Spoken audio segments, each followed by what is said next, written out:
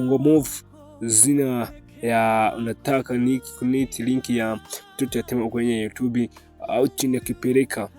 Sasa wewe unaona ili filmu mtoto yatima ni filmu ya Tanzania maelfu sana. Mtoto yatima inamaanisha mtoto yatima, mtoto wa yatima mateasaye. Hadithi ya filmu inahusu nini? Kwa kawaida filmu za mtoto yatima zina hadithi kama hii: mtoto ilibirika peke yake, baba na mama wamefariki au anateswa na wetu.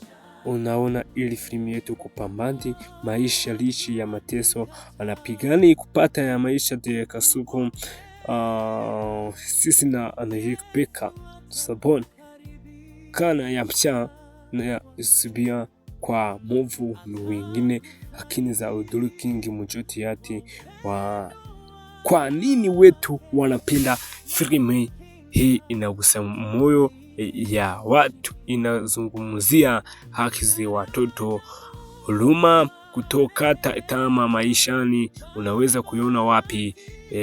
Zina TV. Unataka nini? Kutafutia linki ya mtoto yatima kwenye filmu ilikuwa nzuri sana. Wewe unabonyeza subscribe ili filmu yetu ilikuwa nzuri sana, naitwa mtoto yatima.